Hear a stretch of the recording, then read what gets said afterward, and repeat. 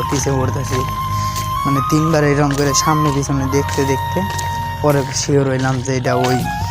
তারপরে কি আর করব, ওর পিছ ধরে ওর প্রাইভেট পর্যন্ত গেলাম। যাওয়ার পরে ওই জায়গা মেলাক্ষণ ও প্রাইভেটে ঢুকে গেল। পরে আমরা মেলাক্ষণ ওই জায়গায় 4 বন্ধু মিলে বসে থেকে গল্প করলাম। এখন আমার বন্ধু বলতেছে যে বন্ধু চলো চলে যাই, বন্ধু চলো চলে যাই।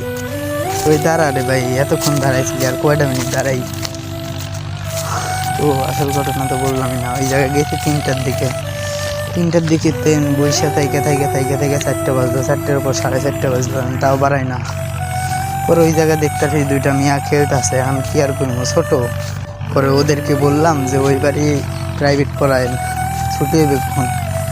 মিয়া 2টা বলতেছে ছুটি হবে কখন, তা তো আমি জানি না। পরে বললাম ও ঠিক আছে। পরে কি আর করবো, ওর থেকে শুনে পরে চলে এলাম। চলে আসার পরে অনেকক্ষণ ওই সাইডে যাওয়া